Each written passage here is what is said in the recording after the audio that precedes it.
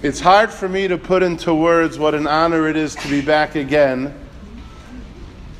I'm so overwhelmed by the size of the crowd. I've actually had the privilege, as Mrs. Ackerman said, to have done this a few times in the past. To the best of my recollection, never has the crowd been nearly this size. I don't know if it's because Monday's a better day, or when it's raining there's so little to do other than this. But for those of you who heard me last year and a few years before that, it may very well be that this is maybe almost double. It's such a tremendous crowd. I'm overwhelmed. I'm very, very humbled. I'm in awe. It's a credit to you, and so I want to thank, I have an achsanya. Firstly, I want to thank Mrs. Ackerman. She deserves a tremendous round of applause. I believe it was just, where's Mrs. Ackerman? I believe it was just your father's first yard site. So I just want to wish a bracha. His neshama tahira should have a lichtige Gan Eden. And be'ezras Hashem, he should ask Hashem to answer the tefillos that you, the Kehillah, and Klal Yisrael have. And I want to specifically thank Mrs. Ackerman. As she said, we had many phone calls back and forth, and her attention to detail, to making sure that all of the T's were crossed and I's were dotted, it was something I'm very appreciative. I hope Ezras Hashem, Mrs. Ackerman and her family only have Yiddish Nachas Gesundheit. And of course, my achsanya in general is the Agudas Yisrael of America. I'm grateful to the Agudah for giving me this opportunity. And it's wonderful. I look around, I see many familiar faces. Firstly, it's a big cover for me. My sister, Mrs. Shandy Mitnick, is here. She may not be so happy that I singled her out, but it's a big deal for me because, as you'll see from the talk, how important family is. And Mrs. Kunstlinger and others, I just recently led a trip last week to Italy, and we were together on that trip. So it's really like being home with family, literally and figuratively. Today's Rosh Chodesh. That means that it doesn't have to be that next week is Tisha B'Av. If you feel that that's the way it has to be, then you have to fix your way of thinking. I remember very well when my father Zatzal, Harav Mordechai Shapiro, got up to make an announcement in his shul that this coming week, if Chalila Mashiach is not here by Tuesday, these are the Zmanim for Tisha B'Av. And there was one person in the front who let out a big hearty chuckle as if to say, come on, get real. And my father was a very gentle person. And I was a child when this happened, and I remember it like it happened yesterday. He sat down. Obviously, had other people known who this fellow was, he wouldn't have done it. He wouldn't have embarrassed the person. But no one knew who the man was other than he and I. He got back up and he said, for the person who laughed when I said that these will be the Zmanim for Tisha B'Av, if God forbid Mashiach is not here by then, I am paskening lahalacha. You have no right to say, Ani Mamin B'Emunah Shalema B'Vias HaMashiach Ani Mamin. And he wasn't saying that to be cute or poetic. He meant it. You have no right to say that Ani Mamin if you don't believe today, this evening, tonight, tomorrow, Mashiach could be here. My father knew a Yid in Eretz Yisrael who his Eineg Shabbos every Friday afternoon was to buy a new Sefer. Now that's beautiful. For most of us, our Eineg Shabbos might be Toyameha, tasting the cholent early, or whatever else excites us. This man's Eineg Shabbos was that he bought a new Sefer. And he didn't have a lot of money. It was Erev Shabbos Chazain. And he bought a kinnis, Eicha Tisha B'Av, that had a new Pirish. And he started to haggle the price with the person and to say it's too much money. And the fellow said to him, you never argue the price. Why are you arguing now? And the man answered, because the other svarim I use and I use and I use. But now it's Erev Shabbos Chazoin. I'm going to use this kinnis one time. Ze kimo chad pa'ami. For something I'm using one time, you want me to pay what you're asking? I won't do it. That's the right attitude. You know, they say the joke, but see if any of it lives within us. The husband comes home or whoever and tells the spouse, great news, I hear tomorrow, Mashiach's going to hear. Tomorrow? No! But I'm not finished yet upholstering the couch. I haven't finished yet fixing up the spare bathroom. Tomorrow's no good. I can fit him into my schedule next week. Does any of that exist within us? Have we become so comfortable and complacent that we're like that? We may not say it outright, but do we feel it inside? When a person makes an announcement that next week Tisha B'Av, Chalila, Chalila, if we're still in Golos, can you say the Ani Mamin believing that Be'ezus Hashem he could be here today, tonight, tomorrow? What can we do to rebuild the Beis Hamikdash brick by brick and to make it a reality? To make sure that today, Rosh Chodesh Av, the Tisha B'Av, that's 9 days from now, let it be a Yom Tov, let us dance Bechutzas Yerushalayim with the Gula Shalema. What can we do to make that a reality? I actually just mentioned this a few days ago. I was standing under the arch of Titus HaRasha. Could you imagine the feeling of standing by that arch? Titus, the wicked who destroyed the Beis Hamikdash, and now the Kalim are being brought hundreds of miles from Eretz Yisrael to Rome. And standing under the arch just a few days ago, I said, it's high time that we focus on what we could do to rebuild the Beis Hamikdash, so the Kalim don't go from Eretz Yisrael to Rome, but back to Eretz Yisrael.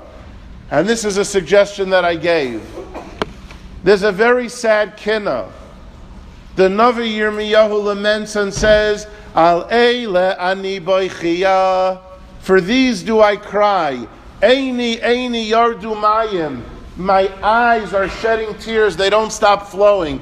Who was the Navi Yirmiyahu referring to? The Kohen Gadol Rabbi Yishmael ben Elisha had a son and a daughter. And unfortunately, a very, very sad event happened. The son and the daughter were both kidnapped. They were both held by those who kidnapped them, but neither knew about the other. In other words, the one that kidnapped the son didn't know the other kidnapped the daughter, and vice versa. Later in the day, they met in the marketplace. Now you have to understand that the son was very handsome, the daughter very beautiful. And so the two of them decided, not knowing it was a brother and a sister, but meeting in the market and realizing what they had, why don't we put them in a large room? We'll insist that they have to be together in a physical sense. As a result, eventually there will be children who will be both handsome and beautiful and will make a lot of money. That evening, perhaps in a room as large as this, those who kidnapped the son and the daughter put them in opposite ends of the room. Keep in mind, once again, neither knew about the other. But the one who kidnapped the son told him, and the one who kidnapped the daughter told her, this is what we expect, and they left. In middle of the night, a pitch dark night, the son of Rabbi Yishmael ben Elisha, he started to cry. I come from Aaron Kohen Gadol, and I'm being asked to be with a shivcha, a female servant. On the other end of the large room, not realizing it's brother and sister, she cries, I come from Miriam, and I'm being asked to be with an eved, a slave. And that's the way they spent their evening. Obviously not being with each other. In the morning, rays of sun started to penetrate the room. They came closer and they realized it's my brother and it's my sister. The Gemara tells us they hugged each other, they cried, ad sheyatza nishmasam, until both of them died. And that's what the Navi Yirmiyahu means. Al eila ni beichia eini yardu mayim. I can't stop shedding tears for the son and daughter of the Kohen Gadol Rabbi Shmuel ben Elisha. The Ben Yehoyada asks the obvious question. If in the morning they realize that they're brother and sister, and obviously they won't do the plan that their kidnappers want, shouldn't they have been besimcha gedayla, ecstatic and very happy? We're a brother, we're a sister, we won't do what they want. We'll walk out, let them think that we did, and shalom al Yisrael. Why did they cry until they died? Says the Ben Yehoyada, because in the morning when they hugged each other, he looked at his sister and said, "You're my sister. But in middle of the night, I referred to you as merely a shivcha." He was so broken. He was so torn in pain that he referred to his sister as a shivcha until his soul departed his body. And she looked at her brother and said, "You're my brother. And I referred to you by the derogatory title, Eved." She was so broken until her soul departed her body. Keep in mind at the time that they referred to each other as Eved and Shivcha, unbeknownst to them, they didn't know they were brother and sister. They didn't do anything wrong. They didn't know who each other was. And yet, when they found out in the morning it was a brother and it was a sister, she said, "And I called you an Eved?" And he said, "I called you a Shivcha?" Until both of them passed away as a result of the angst and pain that this is what I called a fellow brother and sister. Al eila ani beichia, eini yardu mayim. I can't stop crying that that's what I called you. And at the Arch of Titus, I asked the following question. Forgive me if it comes out a bit too powerfully. Could we honestly say that the worst we called a fellow person was an Eved and a Shivcha? It's almost like some of us could say, if you would be allowed to, Halavai, the worst thing I ever called you was an Eved or a Shivcha. But that's not the way we are. We sometimes turn to a person and we harbor such hatred, such feelings, whether we actually call the name or don't call the name. Are we pained? Are we so pained like the children of Rabbi Shmuel ben Elisha? By the way, might I add parenthetically something we'll talk about later on. I thought of this a number of years ago and it might even be true. You know, there's the famous Gemara, Tanya, Rabbi Shmuel ben Elisha. I know it's a very well-known song, but you gotta believe me, before it was a song, it was actually a Gemara. And there, HaKadosh Baruch Hu asks Rabbi Shmuel ben Elisha, Barcheini, give me a bracha. Now you have to know what it means that Hashem asked for a bracha. But I always wondered, why did the Ribbono Shel Olam single out particularly Rabbi Shmuel ben Elisha for a bracha? Why him? Perhaps we can say, going back to our story that they were so pained that this is what they called each other, where did they get that chinuch from? Where did they get that acute sensitivity that you don't call that to a brother and a sister? Where'd they get it from? They got it from their home. They got it from their parents. They got it from their father, Rabbi Shmuel ben Elisha. The Ribbono Shel Olam is saying, anyone who's mechanech their children in such a pure, pristine, acutely sensitive way, Barcheini, I want you to give me a bracha. Do we raise our children like that? Do we make sure that our children understand what can and cannot be said, should and shouldn't be said? Are we as pained as the son and daughter Rabbi Shmuel ben Elisha if something is said that causes a person pain? Sometimes I think what gets in the way is best explained with something my father says. There's one of the miracles, it says in Pirkei Avos, is Oimdim Tzefufim Mishtachavim Revachim, which means when we all came to the Beit Hamikdash and we stood, it was so crowded. Yet when we would bend, there would be ample room. That's a big miracle because it should be just the opposite. My father would explain this is the most important dimension and element to a relationship. Oimdim, if you're going to stand your ground, you'll be rigid, you'll be stubborn, you'll be strong-minded, you'll never capitulate. Then tzefufim, the whole relationship will be cramped and crowded. But mishtachavim, if you're willing to bend, to listen, then revachim. That will bring ample room. For those of you who said, wow, you got it. That shot is off the kazoo. That's not even in this stratosphere.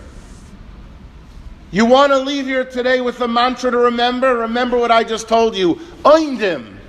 If in any relationship, with your sibling, with your spouse, with your friend, with your neighbor in the bungalow, in the colony, in the development, if you're so busy standing your ground, I'm right, tzefufim, you'll be miserable.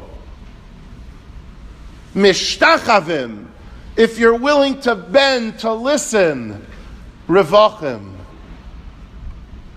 That's what Rosh Chodesh Menachem Av is all about. It's a reality check.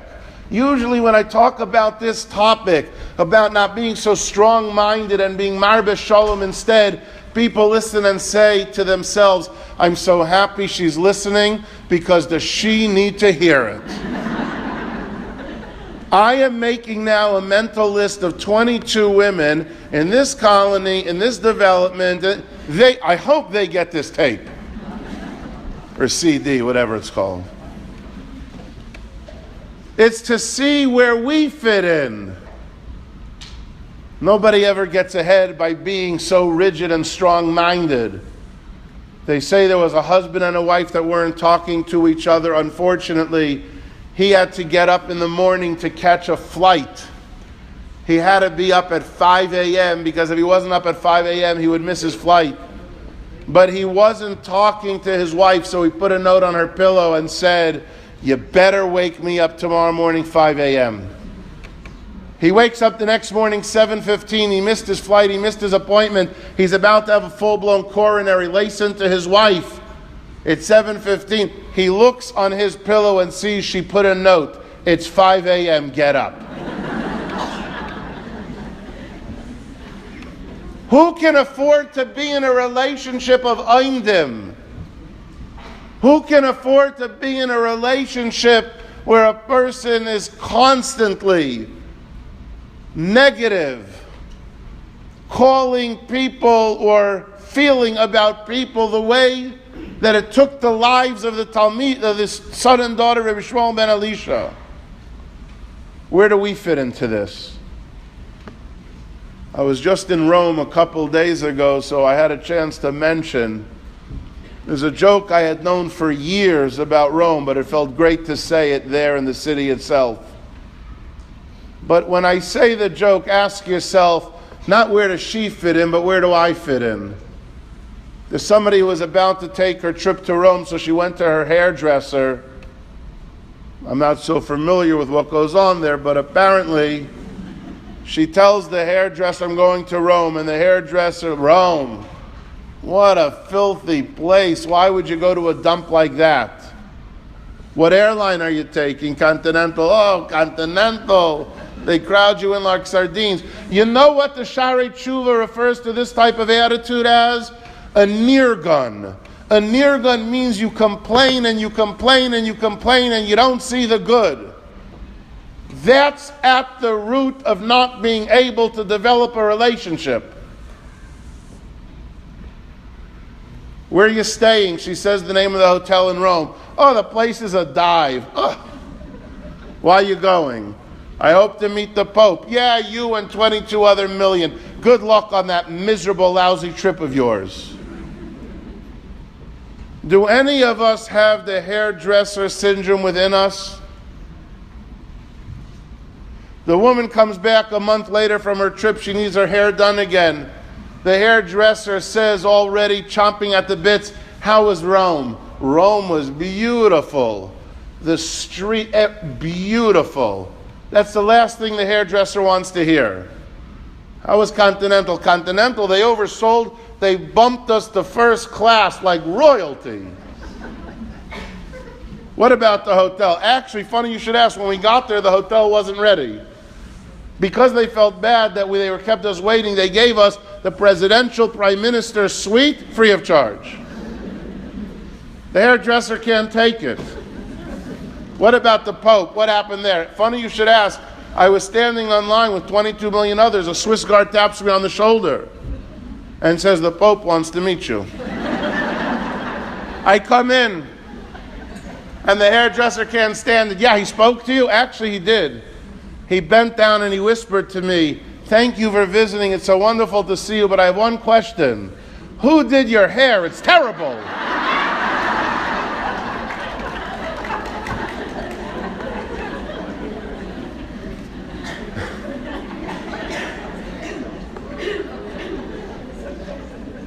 Do any of us have the Nirgun-esque syndrome within us?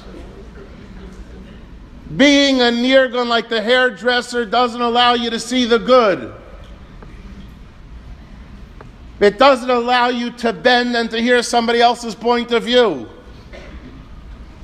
It doesn't allow you to realize what's wrong with calling somebody by the name of Eved and Shivcha. There must be hundreds upon hundreds of women in this room. Clearly, if so many hundreds came together, it's because you want to learn, how do I rebuild the Beit Hamikdash? You can't be a Nirgun. A person has to see the good. Did you ever notice that the root of the word machloikes, the etymologic root is chelek? Chelek means a part of. If I focus on a part of you, it will always breed machloikes. There's always going to be something about you that I don't like. So if I focus on a chelek, you could be assured a machloikes. But what's the root of the word shalom? The root of the word shalom is shalem, whole. When you look at the entirety of the person, when you're willing to see the good, that will breed shalom. People, it's not rocket science. When you hone in on a specific part of the person, you'll always find something that can make you mad and drive you crazy. It's high time shalem. We look at the entirety, the good that the person does. You know the famous pasuk in Tehillim, Mi'oisha chavetz chaim oyev yamim lirois toiv. Most people think I just said a question. Mi'oisha chavetz chaim, who's the man who loves life? Oyev yamim lirois tov, who loves days that wants to see good. That's not what the Radomsker Rebbe says. He says the last two words are an answer.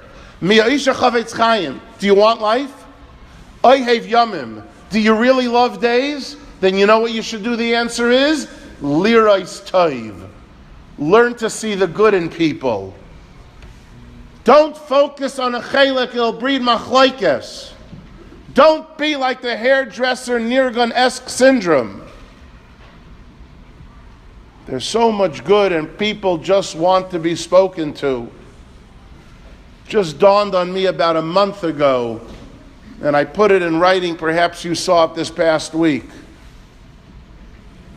There are many ways that you could make a Kenyan, you can acquire something. Briefly, a Kenyan chazaka, a Kenyan Mashiach, I pull it, Mesira, hand it over, Hagbah, lift it up. All Kenyanim work in some cases, but not in others. There's one Kenyan that Reb Shimon says works in all cases. You know what that is? Kenyan Hagbah. Shahagbah kaina b'chol makom. Hagbah works always. And I thought to myself, isn't this true in relationships? Sometimes I think I'm going to go into a relationship and I'm going to try Kenyan Chazaka.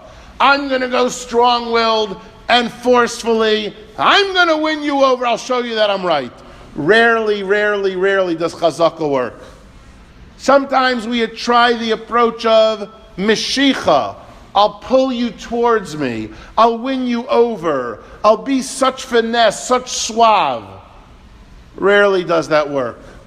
But Kenyan hagba'ah, lifting a person up, making them feel good, letting them believe in themselves, kaina b'chol makom, that you could take to the bank. That will always work. Maybe the first step of what we need to do is a Kenyan hagba'ah. Build people up, lift them up, make them feel wonderful about themselves, because that Kenyan hagba'ah is going to work. If we take a look for a few minutes at the story of Kamsa and Barkham, I have no doubt that we're all familiar with the story. But perhaps there's two things that we haven't yet thought of, and it will be perhaps the most novel way of learning the story. Everybody knows the story. There was a man who was making a simcha. I'll quickly read you some of the words so you can get a flavor of where I'm headed. There was a man, one Kamsa, another Barkham. A third fellow was making a simcha. And he says to his attendant, go ahead and invite Kamsa. The attendant made a mistake, and he brings Barkham. Barkham, the man who made the sud, as you know, the Gemara in Gittin Unay tells us they hate each other. And everybody knows what happens next.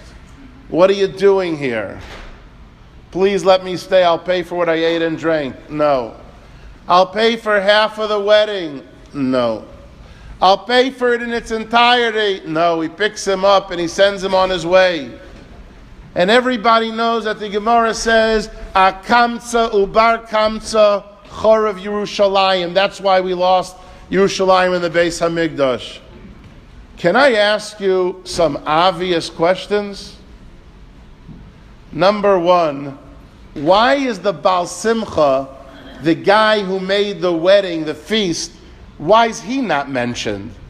After all, he's the one who wouldn't accept the overtures of Bar Kamsa. Question number two, what did Kamsa do wrong? He's at home. He didn't even get the invitation. What did he do wrong? He's not even there.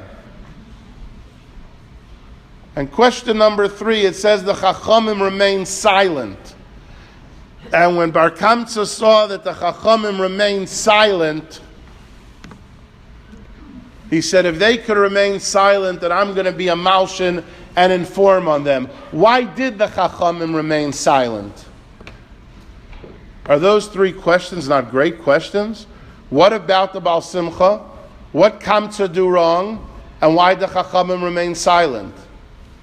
In Sefer Umasu Ka'or, he brings down, based on the words of Rabbi Eliyahu Deutsch, what I think is the most novel way of reading and understanding this story. I gave this over Shabbos in my shul. I'm going to give the same intro that I gave then. Believe me, it works. If you really want to take this journey with me, the only way we'll be successful is if you make yourself into Bar Kamsa. Let me repeat. Your friend is not Bar Kamsa. Take this journey with me for 3 minutes and make yourself Bar Kamsa.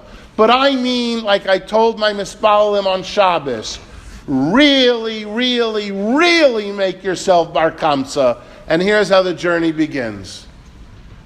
You are Bar Kamsa. You're at home. And the attendant of the guy making the wedding knocks on the door and hands you an invitation. Isn't that what happened? You're Bar Kamsa. There's only one thing that could go through your mind when you're handed that beautiful invitation. There's only one option. what goes through your mind? Wow. He's extending the olive branch. He's ready to make peace. He's ready to let bygones be bygones and put it behind us. There's no other option. Why else am I getting invitation? Psst, note to self. You don't know it's a mistake. You don't yet know it's a mistake. You only find that out when you get to the wedding. At the point that the guy knocks on your door and hands you an invitation, the only thought going through your mind is, wow, he's extending the olive branch to make peace. You now get dressed and you go to the wedding. What is the first thing that you're supposed to do because you got an invitation where somebody's extending the greetings of Shalom? You are Bar Kamsa. What's the first thing you're supposed to do? Anybody? 500 anybodies? You run over to the guy and you say thank you, and thank you. That's not what Bar Kamsa does. He finds himself his place card and he sits down. Why'd you do that? If you believe you were just extended the Shalom olive branch, what are you doing? Run over to the Baal Simcha and you don't yet know it's a mistake. He sits down. Only now does he find out it's a mistake because the Baal Simcha comes over and says to him, or to you, Bar Kamsa, what are you doing here? Oh, this was a big mistake. So now your brain is working 500 miles an hour. I obviously got this invitation by mistake. Bar Kamsa, you got one of two choices. Choice number one, pick yourself up and quietly leave. Oh, I just thought of choice number two. How about this for a novel, brilliant idea?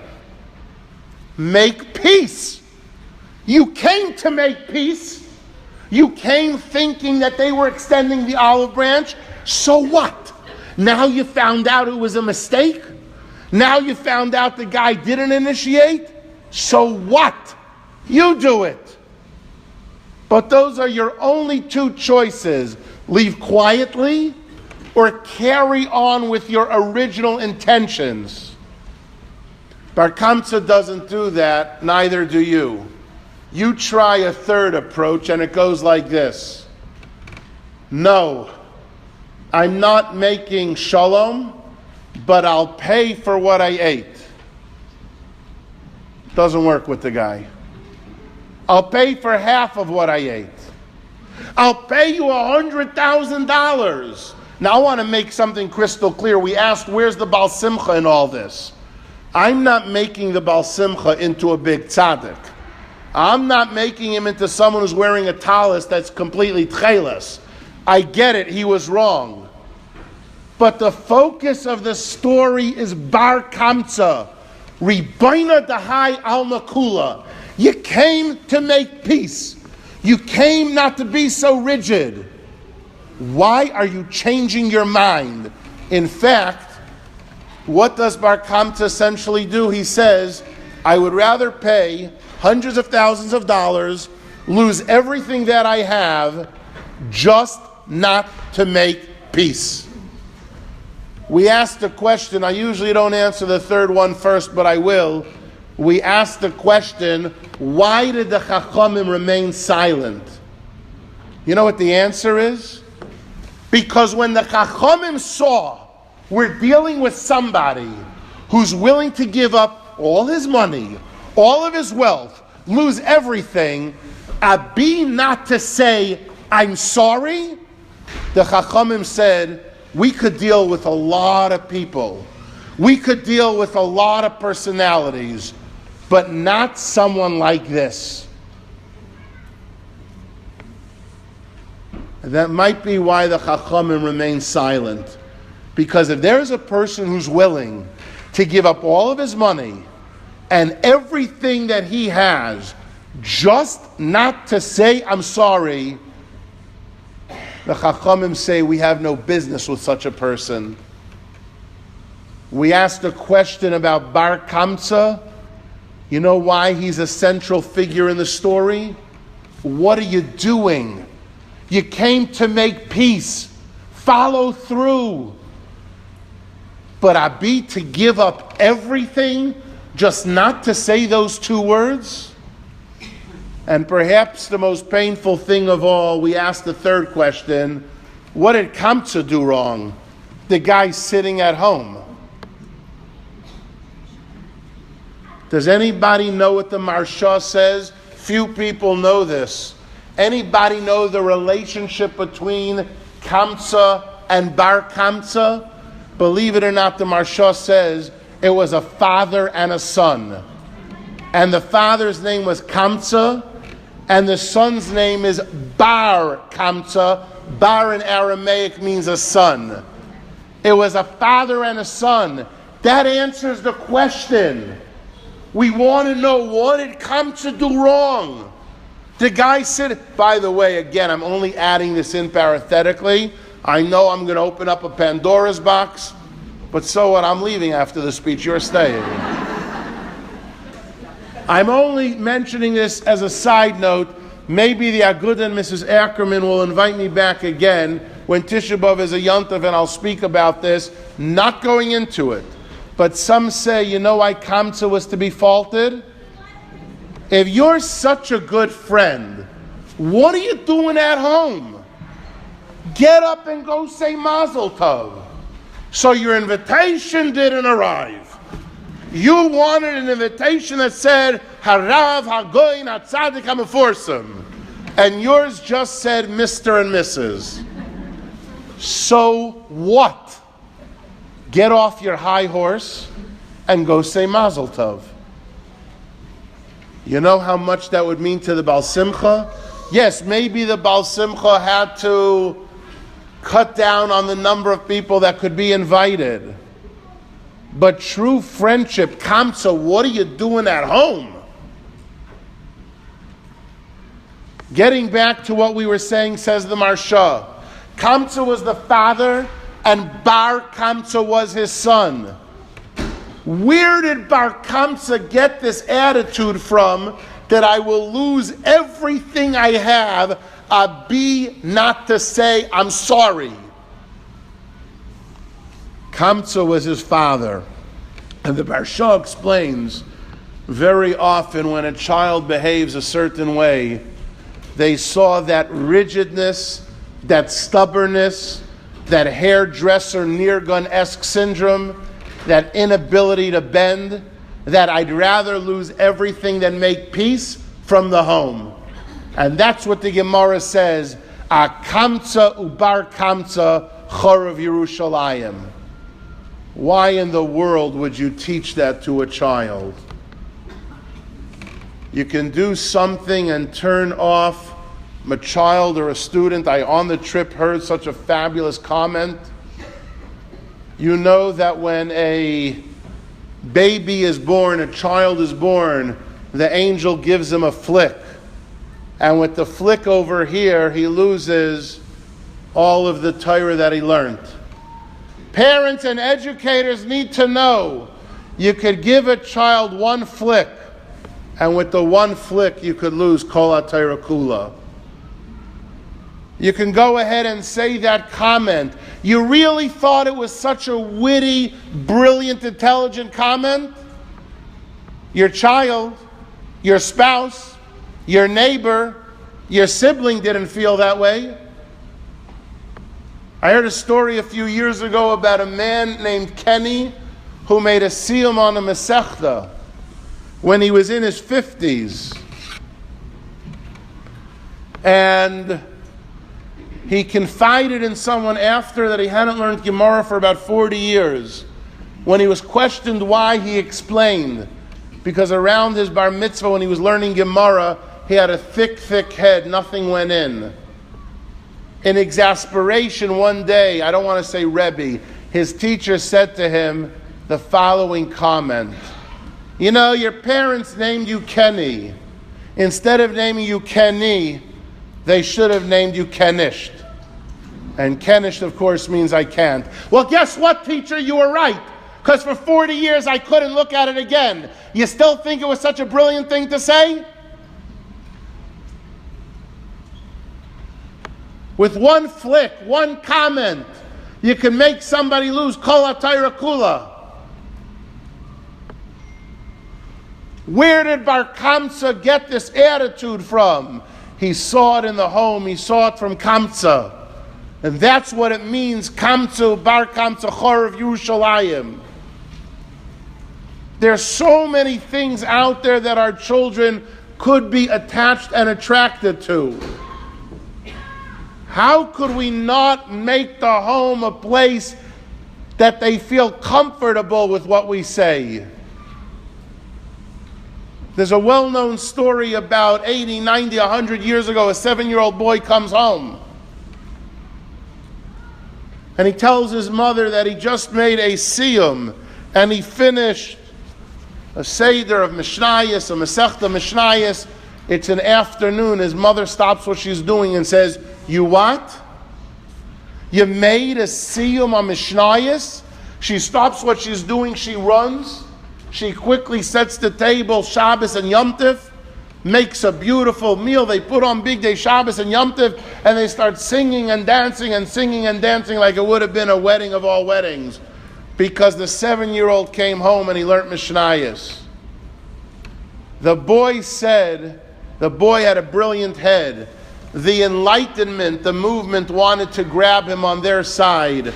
The boy said, when I saw my mother, and when I saw the way she responded, I said, this is for me and nothing else.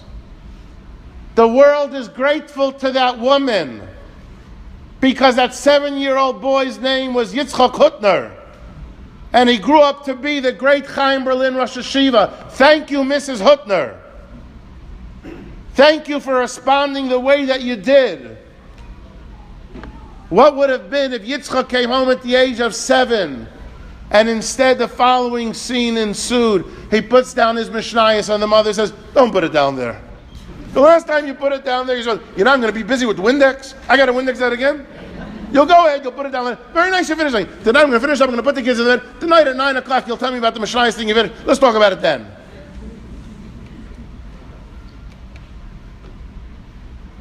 If it is true that with one flick and one comment, you can turn somebody off for 40 years, then it is certainly true that with a Kenyan Hagba'ah, and with love, and with patience, we at least stand a chance. If not now, then when? Just to conclude with a comment and a thought, I mentioned this around Shavuos time. I know to some of you it may sound funny that I'm mentioning something Rosh Chodesh Av about Shavuos. I was just in London, I mentioned it there. I think it's slowly becoming like my topic of the year. I know 2 minutes ago you were Bar Kamsa. Can you quickly switch and become Rus and Naomi? I'm sure you could. You're probably even more comfortable with that role. So Naomi is telling Rus why she shouldn't join, and Rus answers, where you go, I'll go, where you sleep, I'll sleep. What was it that Naomi said to Rus that Rus responded, where you go, I'll go, where you lodge, I'll lodge? The Gemara in Yevamah says, watch me. Naomi says to Rus, hey, you sure you want to join us? There's very serious laws about Tchum Shabbos, where you're not allowed to go. To that she answers, where you go, I'll go. Here's attempt number 2. There are laws about yichud, seclusion. You're not allowed to seclude yourself with someone else's spouse. Where you lodge, I'll lodge. Does anybody have a problem with the answer that Rus gave Naomi? I'll feed it to you really easy. Naomi says to Rus, there are laws of Tchum Shabbos. There are places you can't go. What should Rus answer? Where I can't go, I won't go. Instead, what does she say? Where I can go, I'll go. Attempt number 2, there are laws of yichud. You can't seclude yourself in certain places. So what should Rus answer? Where I can't sleep, I won't sleep. Instead, what does she answer? Where I can, I will. Reb Moshe Bamberger in his beautiful Sefer Shiras HaLevi asks, why did she answer the way she did? Shouldn't she more have accurately said, where I can't go, I won't, where I can't sleep, I won't? I simply cannot get enough of this answer. I'm in love with this answer. Rus turns to Naomi and essentially says, you're right. I know that the correct answer is, I can't do this and I can't do that. But I'm not going to answer in the negative. You will not get me to answer in the negative. You know why? Because you know what Yiddishkeit means to me? Ashreinu ma toiv chalkeinu, ma no'im, ma yofa. I know there are a lot of do's and don'ts. I know it ain't so easy. I get it. But I'm not going to answer you in the negative because I want you to know. You know how I feel about Yiddishkeit? Ashreinu, ma toiv, ma no'im, ma yofa. When Naomi saw Rus's attitude was one that was positive, she said, now you get it. And did she get it? She became the great-grandmother of David ben Yishai Melech HaMashiach. You didn't hear me get up in front of 400 plus women and say there aren't trials and tribulations, difficulties and challenges. Of course there are. But if you impart it to your children, let them know there's an ashreinu, a matoiv, a manoim, ma yofer. The line I've been using a lot lately, I feel comfortable using it is, you better make sure that your home is a place where the simcha is bouncing off the walls. I don't even know if I could take credit for that line. I'm sure some poet said it somewhere, or maybe not. I cannot tell you how many times I've used that line. And yes, I feel slightly comfortable using it because my family will tell you that I will not talk about something if I don't try to do it in our own home. You better make sure that your home is a place where the simcha's bouncing off the walls. I don't care if you're raising children, grandchildren, or einiklach, nephews, nieces, or it's just you and your spouse or whomever. Make it a place where the simcha's bouncing off the walls. That's the antithesis of Kamsa and Barkham. And children get it. I have a very dear friend in Chicago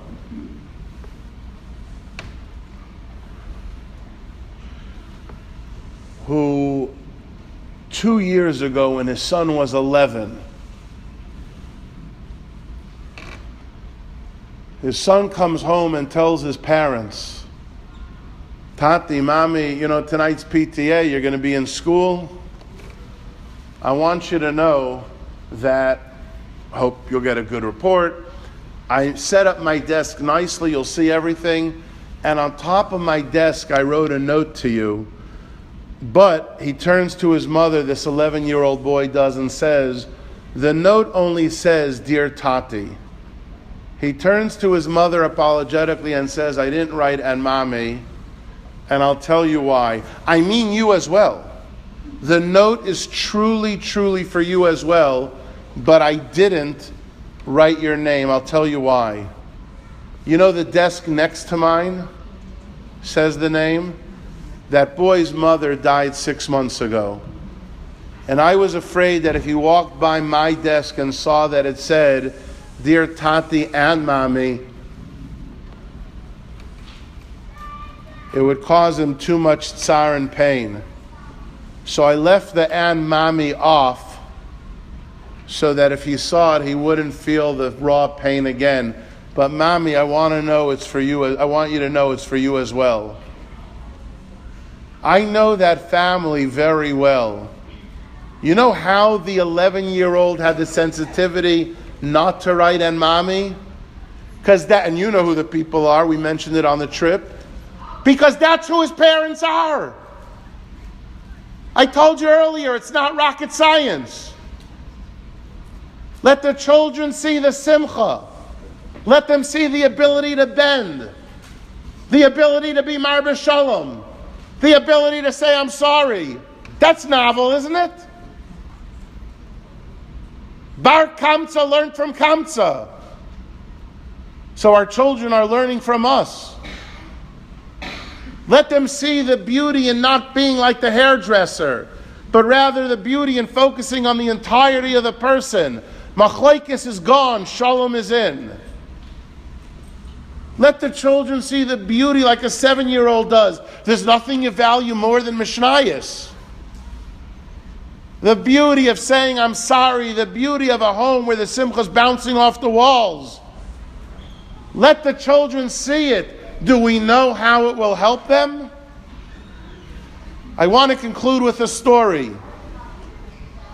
I told the woman that I would not use her name. I have waited about 5 months to use this story publicly, and here it is. Believe me when I tell you to conclude. Every cuticle and pitchivka of this story is 1,000,000,000% accurate.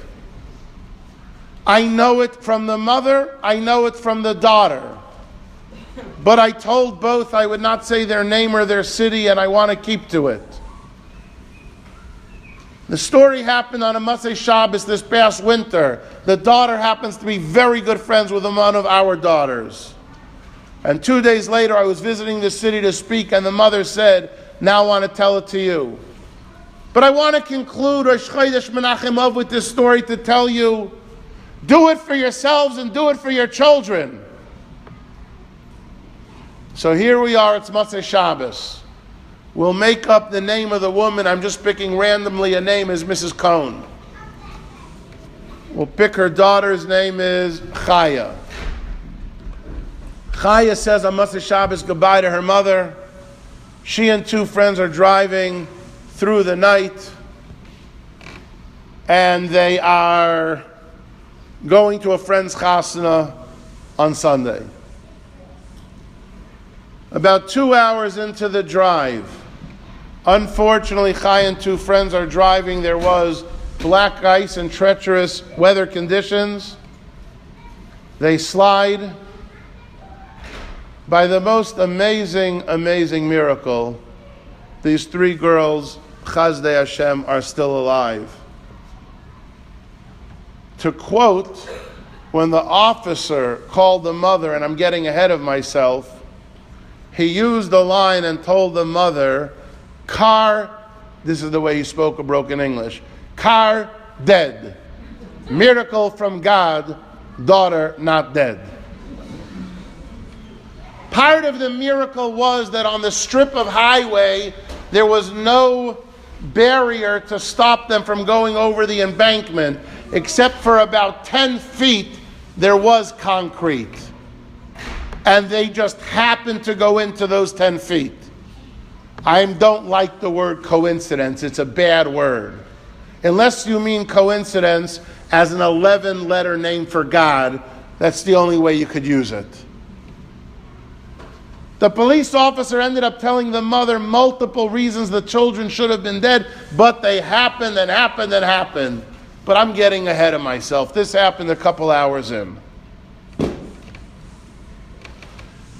Let's go back to Shabbos afternoon. Mrs. Cohn is taking a Shabbos afternoon nap before Mincha. Her mother, meaning Chaya's grandmother, Mrs. Cohn's mother, had died a bit before. In the dream, Mrs. Cohn is sleeping in her dream. Her mother comes to her. Rarely saw her mother in a dream since she passed away, dressed beautifully in white. Starts talking to her mother, and then her mother starts sobbing. Ma, what's the matter? Sobbing. Mrs. Cohn tells me that I was in the dream, I couldn't take it. My mother was sobbing, Mom, what's the matter? And all my mother got out was, she turned to me, the daughter, and said, you've got to call, again, I'll make up a name, Mrs. Stein. You've got to call Mrs. Stein. Now, Mrs. Cohn explained to me, it's not that the 2 women were having an argument, but the families were, and there was a lack of shalom. Ma, okay, no, promise me. You got to call Mrs. Stein. Ma, you have my word, I'll do it. Only then did she stop crying and smile. Dream ends. Mrs. Cohn wakes up, davens mincha, eats shalosh shudas, Ma'ariv, Havdalah, Shabbos is over. Chaya and her two friends leave on the trip. Mrs. Cohn starts saying to Hillel that she should have the chizuk to make the call. She's saying to Hillel, and to Hillel she picks up the phone and says, not like Bar Kamsa, I'll sit and wait. Get up and do it. She picks up the phone and she starts talking to Mrs. Stein. Let bygones be bygones. Let's put it behind us. And right away, she's Mar B'Shalom. She says the two magical words. They start talking and laughing. Years of what happened melted away. A very pleasurable conversation. She listened to what her mother said in the dream, and Mrs. Cohn called Mrs. Stein and did what she thought was impossible, but it became possible, and they're speaking. She happened to look down at her watch. She wanted to know, when did I make shalom? It was 8:28 p.m. She hangs up the phone, did what her mother wanted. The antithesis of Bar Kamsa. Not a minute later, a few minutes later, her phone rings. It's the police officer calling from the emergency room to say that the daughter was in an accident, car dead, miracle of God, daughter not dead. Goes on to describe everything I just described. The emergency room personnel go on to say, lady, it's a miracle. They went without a scratch. It defies belief. She happens to say to the police officer, you took the report, you got to tell me, what time did the accident happen? 8:28 p.m. Maisa Shahaya Kach Haya. I heard it from the girl who's very close to my daughter. 2 days later, that week, I was in this city and I heard it from the mother. She asked me to be mefarsim the story. The Ribbono Shel Olam runs the world. But this lady wanted me to tell people, she begged me, tell them that I made the call and I helped save my daughter's life. Please tell them that I made the phone call and I helped my child. It should be the will of HaKadosh Baruch Hu. Who says 9 days from now has to be Tisha B'Av, where we're sitting on the floor with a Sudam Afsekes and lamenting Eicha? Who says it has to be a Tisha B'Av of Al Eila Ni Beichia Eini Yardu Mayim? Maybe like the children of Rabbi Shmuel ben Elisha, we'll think about how to speak to each other and it will break us if it's not appropriate. Maybe we'll make machlekes a thing of the past and replace it by focusing on the entirety of the person. Show our children that we're not strong-armed and unwilling to bend and capitulate. But mishtachavim, I'm willing to listen. If Kamsa had that impact negatively on Bar Kamsa, then we better do the opposite and make sure in our homes, the Torah, the Simcha, the ability to forgive bounces off the walls in our home. Do it for ourselves, and like Mrs. Cohn said, do it for your children. I hope, Ezras Hashem, that we will be able, this Rosh Chodesh Menachem Av, to make these lessons a part of us, so we can wipe away each other's tears, and this year we could experience the Beis Hamikdash, the Gula Shalema, Bimheira, and Biyameinu.